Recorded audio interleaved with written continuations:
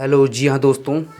आज मैं आप लोगों के लिए लेके आया हूँ। देखिए, कक्षा 12 के लिए 1.1 सॉरी 3.1 इंट्रोडक्शन एनसीईआरटी की तरफ से। देखिए, तीसरा चैप्टर है कक्षा 12 में आव्यूह, जिसे हम बोलते हैं। इसी से ही हमने स्टार्ट किया है आज का अपना लेक्चर। देखिए, आप यहाँ पर देखेंगे कि जब मैं आव्यूह को आपके लिए परिचय कराऊंगा आव्यूह का। देखिए, आव्यूह क्या है? क्या है आव्यूह? आव्यूह एक प्रकार का एक ऑर्डर्स को मतलब दिखाता है। ऑर्डर क्या, किस किस तरीके से आप ऑर्डर देखिए, जैसे 1 2 3 4 5 6 एक ऑर्डर हो गया। इसे मैट्रिक्स बोलेंगे, आव्यूह बोलेंगे। ठीक है। अब मैं आप लोगों की सिखाता हूँ कि आव्यूह एक प्रकार का मतलब ऑर्डर तो होता है, लेकिन इसमें किस प्रकार से हम इसे डिनोट करते हैं, इसकी मतलब क्या क्या इसके प्रॉपर्टीज़ भी होती हैं। अब आपके आव्यूह में आप देखेंगे कि जो क्षैतिज क्षैतिज जितने प्रकार मतलब क्षैतिज लाइंस जो होती हैं उन्हें रो बोलते हैं, जिन्हें पंक्तियाँ बोलते हैं, आभिजाते हैं। ये R1 हो गई, ये R2 हो जाएगा। और जो वर्टिकल होते हैं उन्हें हम क्या बोलते हैं? कॉलम बोलते हैं। क्या बोलते हैं उन्हें हम? कॉलम। जैसे यहाँ ये C1, ये C2, ये C3, ये कॉलम का कॉलम हो गए आपके। ठीक है। तो ये आव्यूह का ऑर्डर क्या हुआ? पहले हम लिखते हैं किसके लिए? सबसे पहले लिखता था पंक्ति, फिर लिखा जाता है स्तंभ।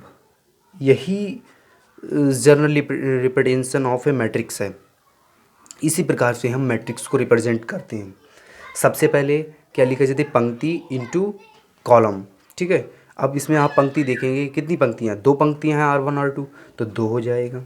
स्तंभ कितने हैं? 3 हैं, तो 3 हो गया। ये इसका एड्रेस हो गया। अब आप यहाँ पर क्या देखेंगे कि हम किस प्रकार से, जैसे अब आव्यूह के अंदर उनके एलिमेंट्स की संख्या निकाल सकते हैं। जैसे आप देखेंगे कि इसमें कितने होंगे, तो पंक्ति इंटू स्तंभ बराबर क्या होता है? Number of elements. Number of elements. ठीक है। देख सकते हैं 2 इंटू 3 यानी कि 6। ठीक है, तो यहाँ पर 6 हो जाएगा। 6 है, गिन लीजिए। अब आप यहाँ पर देखेंगे किस प्रकार से हमने आपके लिए तो बता दिया कि किस प्रकार से हम इसे लिखते हैं। अब जैसे हम इसे इस प्रकार से भी लिख सकते हैं, जैसे AIJ, जहाँ यम क्या है? क्या है? रो है। जहाँ जे क्या है? कॉलम है, स्तंभ है। इसे इस प्रकार से देखिए आप। ठीक है। अब हम आगे देखेंगे कि मैट्रिक्स तो मैंने बता दिया आपको लिए कि ये ऑर्डर होता है। अब इसके हम भेद पढ़ेंगे। मैं आव्यूह के प्रकार पढ़ेंगे। क्या पढ़ेंगे हम लोग? आव्यूह के प्रकार देखेंगे। आप एक एक करके किस प्रकार के प्रकार होते हैं। देखिए, सबसे पहला यहाँ पर प्रकार है पंक्ति आव्यूह, जिसे क्या बोलते हैं? रो मैट्रिक्स बोलते हैं। इंग्लिश में क्या बोलते हैं? Row matrix. इंग्लिश भी हमें पता होना बहुत ज़रूरी है।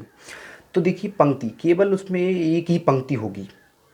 केवल उसमें एक ही पंक्ति हो जाए। जैसे एक पर देख सकते हैं, इसका क्या होगा? इसका ऑर्डर बताइए।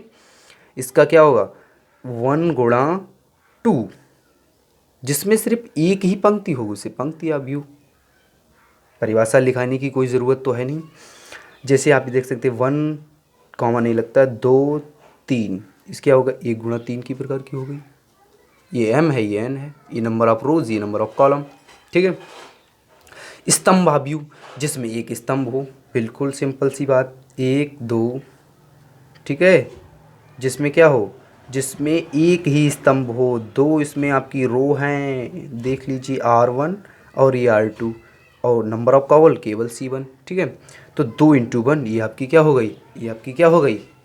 ये आपकी हो गई स्तंभ आव्यूह, जिसे बोलते हैं हम कॉलम मैट्रिक्स। क्या बोलते हैं? Column matrix.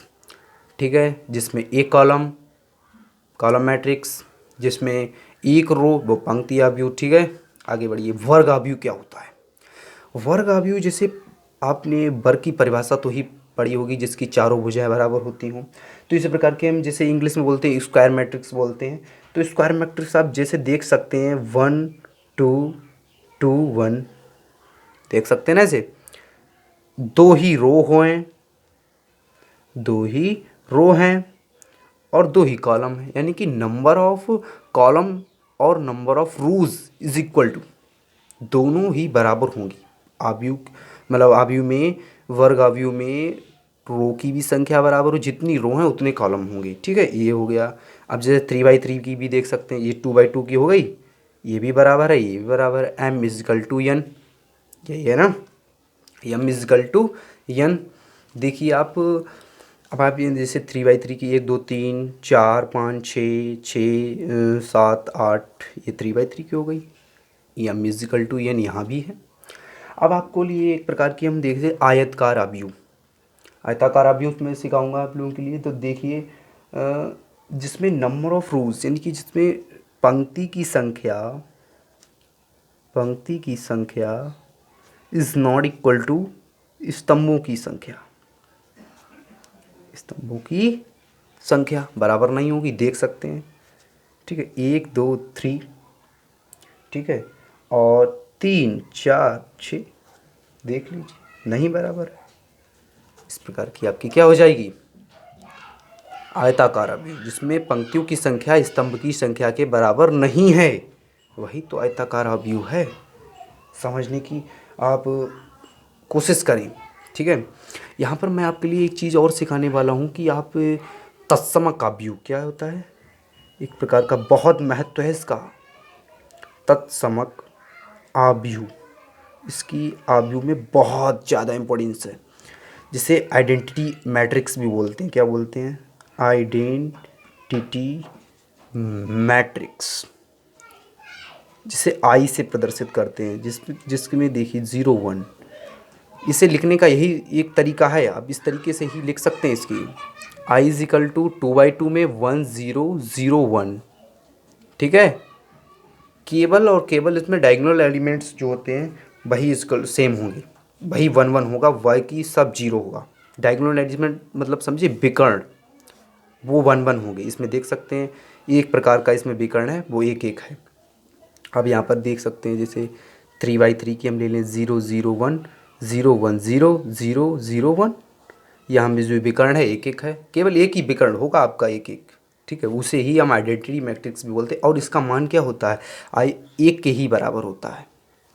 किसके बराबर होता है, 1 के ही बराबर होता है इसमें उसका मान।